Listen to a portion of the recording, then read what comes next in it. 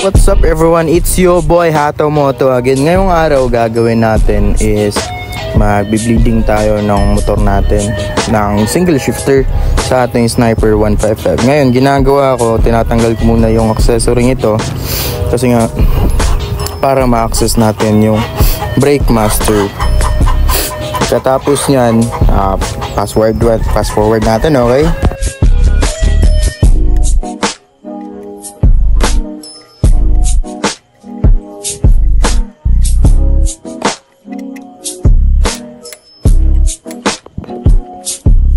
Ito, tinatanggal na natin yung ating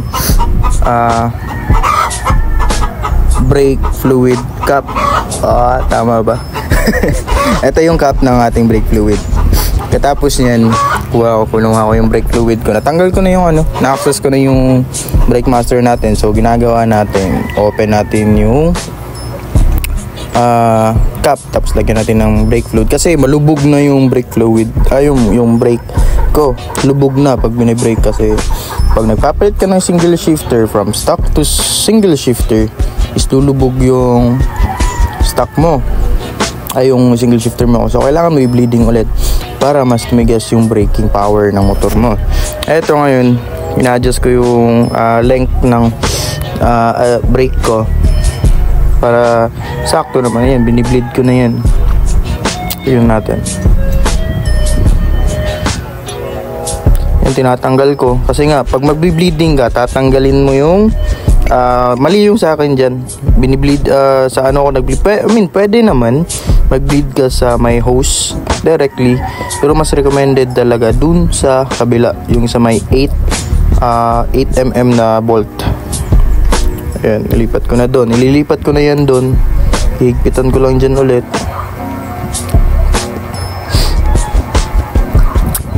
Ayan, ginamitan ko na ng 8mm na T. Kaya pag binibleed nyo,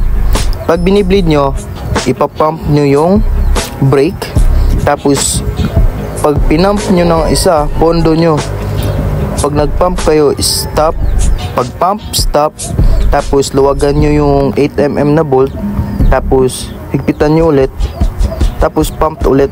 Kasi nga magbibuild yan ng pressure. Then yan yung pressure na titigas para sa yung caliper nyo iipit dun sa disc o sa brake disc. Tapos ngayon ayan, pinapump ko kasi ni-estimate ko kung tama ba yung pagbi-brake ko. Pump nyo lang ng pump hanggang mag-build siya ng pressure, hanggang kukunti na lang yung effort na pagbi-brake nyo. Ito gawin natin.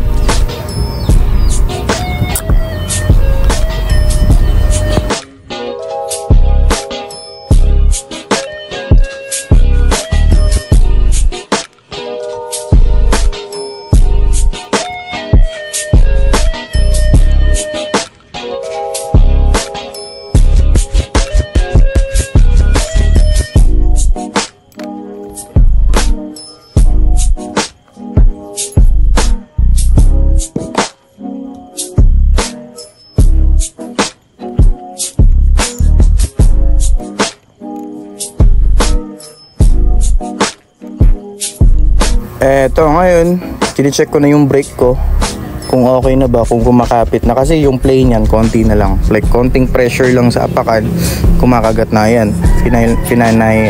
Finalizing na. Okay, ganon, diba? Ayan, nasobrahan ko ng oil. Ng brake fluid, nasobrahan ko ng paglagay, kaya ayan, hinihigpitan ko ulit.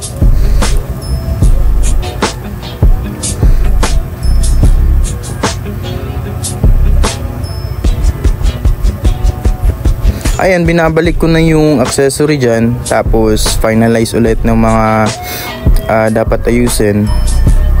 Eto nga pala mga paps, sabihin ko sa inyo, pag nagpapalit kayo ng brake fluid, tapos stock yung nagpapalit kayo ng single shifter, stock yung brake master nyo, mayuyupim nyo yan, yung tinuturo ko dyan, para mas maganda yung flow, hindi barado. Ayusin nyo lang yung flow para baka magtataka kasi kayo na kahit gaano ka ganda yung kahit gaano kaganda yung braking nyo is hindi pa rin may mali pa rin, hindi pa rin maganda yung kapit.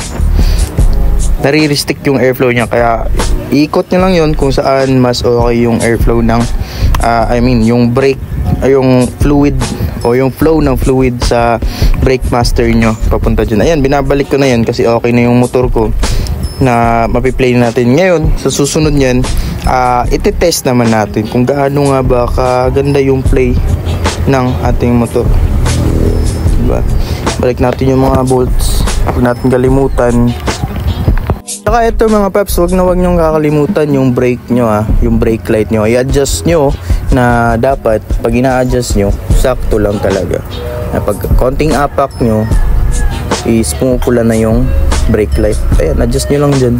Gamitin nyo lang ng Allen wrench. Tapos pihitin nyo ng konti. Dapat mag-play talaga. Ayan, check natin. Okay, goods. Goods, diba? By the way mga paps, kung bago ka dito sa akin channel, please like and subscribe. I hope mag-enjoy kayo sa panonood ng aking channel. Magagawa ako ng maraming video para mag-enjoy kayo at matuto na rin. Okay?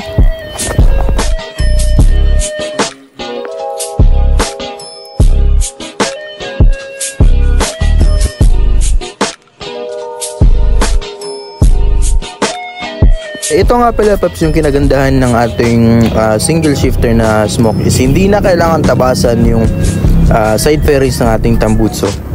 Kaya ito rin yung nagustuhan ko dito, di ba? So ngayon, finalize na natin. Yung gagawin natin is bubuhusan natin ng tubig. Pinaka-importante, pag nagbi-bleeding ka, bubuhusan mo talaga ng tubig yan para maiwasan yung pagko-corrode ng motor mo. Kasi yung brake fluid is nakaka-corrode ng fairings tsaka metal parts and components yan. Ayan, test drive na natin. Ito, test drive ko na kung gaano ka power yung gaano ka ganda yung braking power ng ating single shifter na bagong bleeding. Ito, tinitesting ko na to. Yung napansin ko lang or yung review ko about sa single shifter pag nagbe-brake ka is talagang bago talaga. Medyo mahina yung yung braking power. Kahit na magpalit ka ng brake master, napansin na kasi nakapalit na ako sa iba pinalitan ko ng brake master, ganun pa rin, walang pinagbago. Talagang kailangan mong alalayan ng front braking. Kaya kung mag-single shifter ka naman, may sacrifice ka talaga ng konting power lang. Pero kung gusto mong bumalik yung lakas, isa lang sekreto dyan, bili ka ng 2-pot caliper para sa likod mo para mas lumakas yung braking power mo. Ayun lang.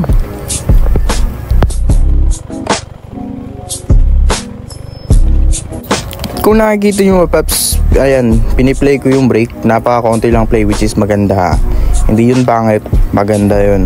Pag konti lang play ng brake nyo, it means mas maganda yung pressure ng brake nyo o yung brake fluid nyo sa loob. Ayan. Okay, goods paps.